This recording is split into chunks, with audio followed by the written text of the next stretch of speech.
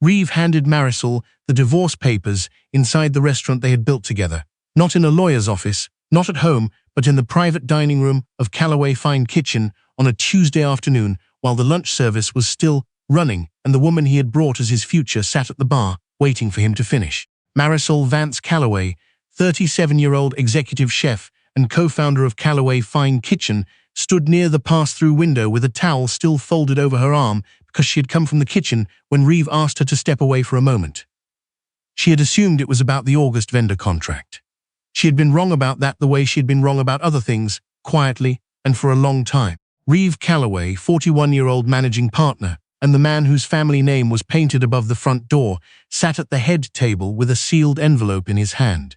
His mother, Iris Callaway, 67, stood near the window with her hands folded in front of her, like a woman who had been rehearsing this scene and finally had the room to perform it. Beside her stood Petra Solano, 30, a hospitality consultant Iris had introduced to Reeve 6 months earlier, smiling the way people smile when they believe the ending has already been decided. Reeve cleared his throat. He said, "This marriage isn't working." Marisol looked at the envelope. "Since when?" Reeve looked at the table instead of her face. "For a long time." Iris moved one step forward. "Marisol, you are a talented cook, but this family needs a partner who understands what it takes to grow at scale. Reeve has spent years trying to make this work. He deserves more." Petra did not speak.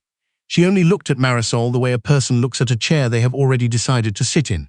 Marisol took the envelope from Reeve's hand because she understood something in that moment that none of them did. She understood that Reeve did not know the truth. He did not know that Marisol was the sole beneficial owner of Vance Culinary Partners, the private investment group that had been quietly funding every expansion Callaway Fine Kitchen had made in the last 4 years. He did not know that the new downtown location, the catering contracts with 2 hospitals and a hotel group, and the supplier relationships that kept his food cost below 31% had all been structured and protected through her family's trust. He did not know that the woman he was handing papers to had been the one holding the financial floor beneath his feet since the year his original backer pulled out. He thought he was ending a marriage. He had actually just removed himself from the last protection he had. Stay with this story until the end, because the woman they dismissed as a cook is the same woman holding the papers that built everything he is about to lose. If you believe that quiet loyalty should never be confused with weakness, comment justice right now. And subscribe so you don't miss what happens in that dining room when the truth finally arrives. The walk-in smelled like citrus and cold metal the morning everything started falling apart, and Marisol was the only one who noticed the temperature had dropped 2 degrees overnight. She had arrived at Callaway Fine Kitchen before 6, the way she always did, with a canvas bag over one shoulder and her notebook already open to the week's menu revisions. The main kitchen was empty except for Dex, the youngest line cook, who was restocking the dry storage and listening to something through one earbud. He lifted his chin when she walked in. She nodded back. The walk-in light flickered as she pushed the door. The compressor was running unevenly, a low shudder that most people would have ignored. Marisol stood still and listened to it. She had grown up in her grandmother's restaurant kitchen in Central Texas, and she had learned early that machines tell you the truth before people do. She called the refrigeration service before 7. The technician arrived before the prep crew. The compressor was replaced by noon. Nothing was lost. That was how Marisol worked. Quietly, early, before anyone else understood, there was a problem. Dex found her at the chef's table after service bus, writing invoices by hand the way she preferred for small vendors. Reeve was asking about the August liquor order, he said. "Said you were supposed to handle it." "I did handle it," she said. 3 weeks ago." Dex nodded. He did not look surprised. That was the other thing about Callaway Fine Kitchen. Reeve Callaway handled the dining room and the investor lunches and the press dinners and the photographs taken outside the restaurant for local magazines. He shook hands well. He remembered names. He could talk about wine regions for 20 minutes without losing anyone. He was good at the version of the restaurant that existed in other people's minds. Marisol handled the version that actually ran. She had never complained about that arrangement. She had told herself it was the natural division of a partnership. She had told herself that for 7 years of marriage and 9 years of working inside the same building, and most days, she had believed it. The first time she felt the floor shift was a Monday in March. She had been reviewing a quarterly summary from her private attorney, Quinton Marsh, 52, the only man outside her family's trust, who knew that Marisol was not simply Reeve Callaway's wife and head chef. Quinton had been her father's attorney first, and when Marisol's father, Hector Vance, Passed 4 years earlier and left her the controlling interest in Vance Culinary Partners, Quinton had become hers. The trust had been structured before the marriage. Marisol had kept it separate not out of suspicion, but out of respect for her father's instructions and a quiet understanding that Reeve's pride was delicate in ways she had learned not to push. Quinton's summary that Monday showed something that made her set the paper down slowly. A consulting firm had submitted a proposal to Callaway's board recommending a capital restructuring that would revalue the restaurant's founding shares and dilute the operational partner's stake. The founding shares belonged to Reeve. The operational partner was listed as Marisol. She read the proposal twice. Then she called Quinton. "Who commissioned this?" she asked. "Iris Callaway," Quinton said. "She brought in a hospitality investment group. The lead consultant's name is Petra Solano." Marisol was quiet for a moment. She had met Petra twice, once at a family dinner in January, once at a wine event in February. Both times, Petra had smiled at Marisol and then spent the rest of the evening standing close to Reeve. "When was this submitted?" Marisol asked. 6 weeks ago. Reeve signed off? His name is on the authorization. Marisol looked through the small window above her desk at the kitchen floor below. The prep crew was moving through afternoon setup, quiet and efficient, a team she had trained over 3 years, 16 people whose schedules, health coverage, and hourly rates she had personally negotiated and protected. "Don't respond yet," she said. "I need to understand what they're trying to reach." Quinton paused. "Marisol, you should know. The restructuring would separate the kitchen operations from the investment layer. If it goes through, Vance Culinary Partners would no longer be the silent anchor holding the downtown lease. She already knew what that meant. Without the Vance Trust anchoring the lease and the equipment financing, the downtown location's debt structure would become exposed. A new investor group could step in as the stabilizing partner. That investor group could be Petra's firm. It was not rescue, it was replacement. Marisol closed the folder. Find out how many people Iris has spoken to. That night the house felt different, not louder or colder, just different the way rooms feel when you start paying attention to them for the first time in years. Reeve came home after 10, which had become normal. He said he'd been at a trade dinner. She told him about the compressor. He said, "Good, glad you caught it." He poured a glass of water and went to his office. Marisol sat at the kitchen table with her hands around a mug that had gone cold. She thought about their first year together when the restaurant was 1 room and 40 seats, and they used to eat staff meal side by side on overturned milk crates because there were no chairs left after service. He had been different then, hungry in the right way, scared in the honest way, the kind of scared that makes people hold on tight to whatever feels real. Somewhere along the way, he had stopped being scared of losing things and started being scared of not having enough. She did not know when that happened. She thought she had watched closely enough to catch it, but she had missed it the way you miss a slow leak, a little at a time until the damage is already done. Her phone lit up. A message from Quinton. "Iris has been meeting with the Solano group since November. 7 recorded meetings. I found a note of interest signed by Reeve in December." December. Marisol thought about December. She and Reeve had hosted Christmas dinner for his family. She had cooked for 11 people. Iris had complimented the duck and then spent 20 minutes telling Marisol she had always been impressed by people who were gifted in a practical way. She had thanked her. The next morning, Marisol arrived at the restaurant before the bread delivery. She met her sous chef, Thomas, 44, who had worked beside her for 6 years and who was the kind of man who noticed when something was wrong before anyone said it out loud. "You sleep?" he asked. "Enough," she said. He handed her a coffee and did not press. That was what she valued about him. He gave her room to work without needing to know why. She spent the morning in the kitchen. She ran the prep station for 2 hours, not because she had to, but because the work steadied her and because the line cooks worked better when she was beside them rather than above them. She tasted sauces, adjusted seasoning, walked the cold line, spoke to the dishwasher's supervisor about a drainage issue near Station 3. Around 11, Reeve appeared on the floor with Petra Solano. He did not tell Marisol they were coming. Petra wore a linen blazer and held a leather notebook and looked around the kitchen the way investors look at equipment before they make a number in their heads. She smiled at Marisol with the specific warmth of someone being professionally gracious to a person they have already decided to replace. "Petra's looking at our back-of-house flow," Reeve said, "for the efficiency report." Marisol looked at him. "What efficiency report?" He looked briefly uncomfortable. "The one the board requested. The board requested an efficiency report on the kitchen, on overall operations." Marisol set down her spatula. She looked at Petra. "I'd need to see the board resolution before any external consultant reviews our operations." Petra's smile stayed in place. "Of course, Reeve can pull that for you." Reeves' jaw tightened. Marisol, she's just here to observe. Then she can observe the dining room, Marisol said. The kitchen is an active workspace. I don't bring in observers without notice. Petra turned to Reeve with a small look that was meant to be private. It was not private enough. After they left, Tomas came to stand beside Marisol at the pass. Who is she? He said. Someone who should not be in here. She was measuring. I know. Tomas was quiet for a moment. You going to let that keep happening? No, she said.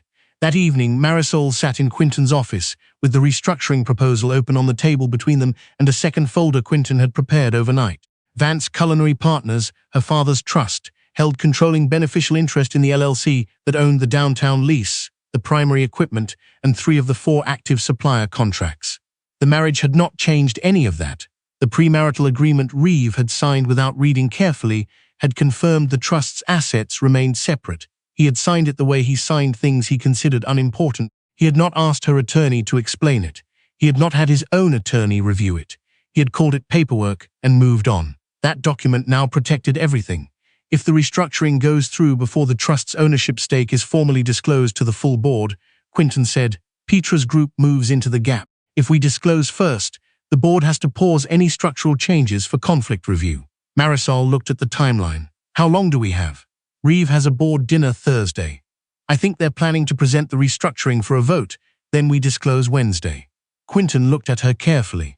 Marisol, once you disclose, Reeve will know everything. She already knew that. She had been carrying the weight of that knowing since the moment she read December in Quinton's message. Not the company, not the trust, but the picture of him sitting in a room with his mother in November and in December and all those months after Christmas dinner and never once coming to her and saying, we have a problem. I am scared. Help me. She thought of her father's voice, steady and plain the way it always was. He used to say, you don't protect people by keeping them comfortable while they make mistakes. You protect them by stopping the mistake. She had been trying to stop the mistake quietly, inside the marriage, without forcing the truth into the open. She had believed that was love.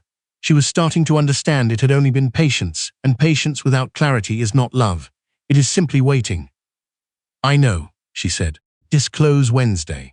She went home that night and stood in the kitchen for a long time without turning on the light. Reeve's reading glasses were on the counter. There was a coffee mug in the sink he hadn't washed. Beside the refrigerator was the photo strip from the booth at the county fair they had gone to in their second year together, 4 small squares of them laughing, slightly blurred, completely real. She did not take it down. She only looked at it for a moment and then went to bed. She did not sleep. The morning Reeve handed her the envelope. She had already been in the restaurant for 4 hours. She had worked the breakfast prep, signed off on the week's food order, spoken with the hotel contact about a fall catering event, and reviewed the updated payroll summary Tomas had prepared. 16 people. She knew all of their names. She knew which ones had children starting school in the fall, which ones were saving for something, which ones had been with her long enough that she knew the sound of their footsteps on the kitchen floor without looking up. When Reeve asked her to step away for a moment, she thought it was about the August vendor contract. She was holding the envelope now. She did not open it in front of him. She did not cry. She did not ask the questions she already knew the answers to.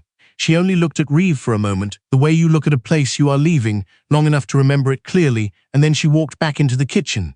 Tomas knew before she said anything. He looked at her face and handed her an apron without speaking. She tied it on and went to work. Quinton called at 2 o'clock. Wednesday still? He asked. Yes, she said. Reeve filed for formal separation this morning. She was quiet for a moment. Then move the disclosure to tomorrow and pull the trust documentation on the downtown lease. All of it? The board should see the full structure before Thursday's dinner. After she hung up, she stood at the prep station for a moment with her hands still on the cutting board. One of the newer line cooks, a woman named Aurelie, 26, who had started 3 months ago and who worked with the quiet intensity of someone trying to prove something, glanced over at her. You okay, chef? Marisol looked at her. Yes, she said. Keep your knife at the right angle on the shallots. You're losing too much with each pass. Aurelie looked back at her cutting board and adjusted her grip. She did not ask again. That was the right call. That night, Marisol went to the house for the last time as a resident rather than a visitor.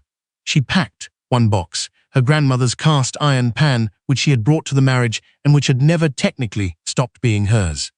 A framed photograph of her father standing outside the first restaurant he ever worked in, 1987, his arms crossed, looking proud and a little terrified, and the small leather journal she kept recipe drafts in, the one she had used since culinary school, which contained 17 years of her handwriting and not a single note about anyone else's opinion. She left her key on the counter. Reeve was not home. She did not wait. When Marisol walked into the board meeting, Reeve's coffee cup froze halfway to his mouth. The boardroom at Callaway Fine Kitchen's management office held 8 chairs. Reeve sat near the head of the table with the comfortable posture of a man who had never considered the meeting might not belong to him. Iris sat to his left, composed and certain, wearing the expression she reserved for moments she had planned in advance. Petra sat beside Iris with a leather folder and the careful stillness of someone waiting for a cue. The Solano Group's attorney, a man named Whitfield, 55, sat at the far end with a briefcase and a closed expression. 3 board members Marisol did not recognize sat along one wall. She had seen their names on documents. She had not seen their faces. Tomas sat near the door. He had been asked to attend as the operational witness the board had quietly requested after receiving the disclosure packet the night before.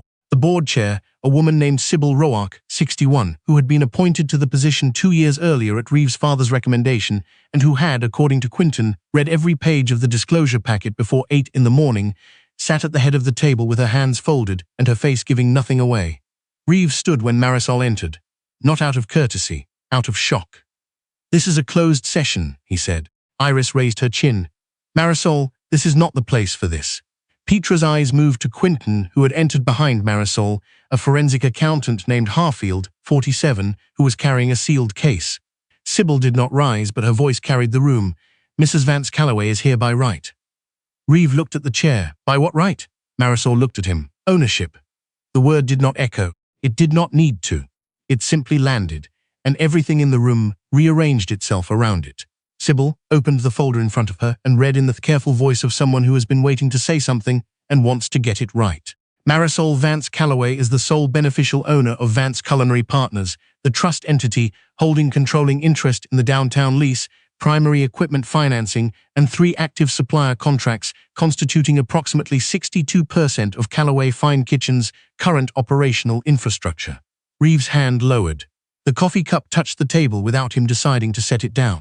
Iris's posture did not move, but her color changed. Petra's folder stayed closed. She did not open it again. Whitfield, the Solano attorney, looked at his briefcase the way people look at objects they are reconsidering.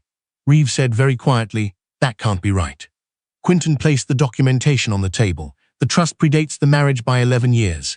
The premarital agreement Mr. Callaway signed confirms that trust-held assets remain separate property. The disclosure before this board is a legal requirement triggered by the proposed restructuring." Iris found her voice. If she owned something significant, Reeve would have known. Marisol looked at her. Reeve would have had to ask. The sentence was not loud. It was not angry. It was simply accurate, and it was worse than shouting because everyone in the room understood it was true. Sybil nodded to Harfield, who opened the sealed case. Quinton distributed copies of the trust structure, the asset summary, and a second document Reeve had not seen coming. "The disclosure also includes findings from an independent review of the proposed restructuring," Quinton said. Point 1. The Solano Group's proposal was submitted 6 weeks before it was disclosed to the full board. Point 2. Iris Callaway shared internal financial data, including vendor debt terms and operating cost summaries, with the Solano Group before formal engagement. That information was not authorized for outside release. Iris's hands came together on the table. "I was helping my son." Marisol turned to her. "You gave strangers the financial structure of a business that 16 families depend on." Iris had no answer that would reach the room. Quinton continued. Point 3. Petra Solano developed a personal relationship with Reeve Callaway while her firm was simultaneously pursuing a consulting and potential investment role in the restaurant. Point 4. Reeve authorized preliminary discussions with the Solano Group without disclosing that relationship to the board. Petra looked at Reeve. For the first time that morning, she looked like someone who had miscalculated something. Reeve looked at the table. Whitfield spoke. The Solano Group was here in good faith. Sybil's voice was even. "The Solano Group's proposal is withdrawn from consideration pending conflict review. Any further communication regarding this acquisition will be routed through counsel." Whitfield closed his briefcase. Harfield placed one final document in front of Sybil. She read it, nodded, and looked at the room. "The board finds that the proposed restructuring cannot proceed under the current disclosure conditions. Effective today, Reeve Callaway's executive authority is suspended pending review of the conflict filings. Vance Culinary Partners, as controlling beneficial owner of the lease and equipment infrastructure, is formally recognized as the stabilizing partner for operations during transition. Reeves stood. You cannot. The board can, Sybil said. The room held. Marisol did not look at Reeve. She looked at Tomas, who sat near the door with his hands in his lap and his eyes bright in a way she had not seen from him in a long time. She opened the operations folder. The kitchen staff's positions are confirmed through the transition period. No reductions in hours or benefits during the first stage review. The vendor contracts will be renegotiated under Vance Culinary's existing relationships.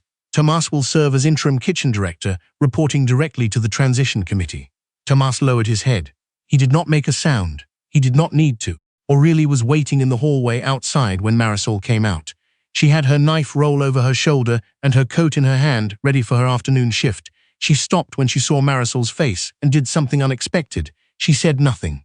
She only nodded once, the way line cooks nod to each other when the service is done and the work held.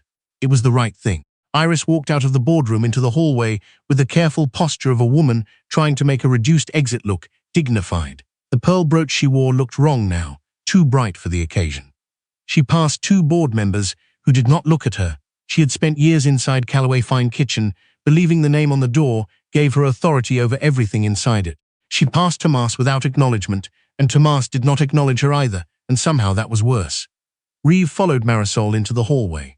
Petra walked behind him at a distance that made clear she was calculating. Marisol stepped aside to let Tomas pass, and when she looked back, Reeve was standing a few feet away with his hands at his sides and an expression she had not seen on him in years. Not anger, not pride. Something underneath those things that looked like the person he had been before the restaurant became a version of himself he thought he needed to protect. Petra stopped beside him. She said something quiet, and whatever it was, Reeve flinched. Then Petra looked at him and said, clearly enough for Marisol to hear, "You told me she was just the chef." Reeve did not answer. Petra picked up her leather folder and walked toward the elevator without him. He stood in the hallway alone. Iris had disappeared around the corner. The board members had filtered back into the room. The Solano attorney had already left. The hallway smelled like coffee from the kitchen prep below, and faintly like the cedar polish the cleaning crew used on the floors each morning. Reeve looked at Marisol. His voice came out smaller than she had ever heard it. Was any of it real? Marisol looked at him for a moment. For the first time all day, the steadiness behind her eyes showed its cost. Yes, she said. That was the problem. He swallowed. I didn't know. She looked at him with the same patience she had carried for years, but it was different now. Not soft, just clear. You didn't ask.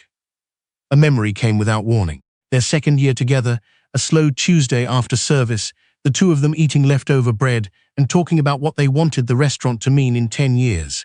He had said he wanted it to be the kind of place people remembered, not for the food, but for how it made them feel. She had believed him. She had built everything around that belief, quietly, in the background, with tools he never thought to look at. She reached into her coat pocket. She had brought the ring not to make a scene, but because carrying it any further would have been a kind of lying she was no longer willing to do. She placed it on the small table beside the hallway plant, the one she had chosen because it needed almost no water, and Reeve kept forgetting to tend things. She did not explain it. She did not need to.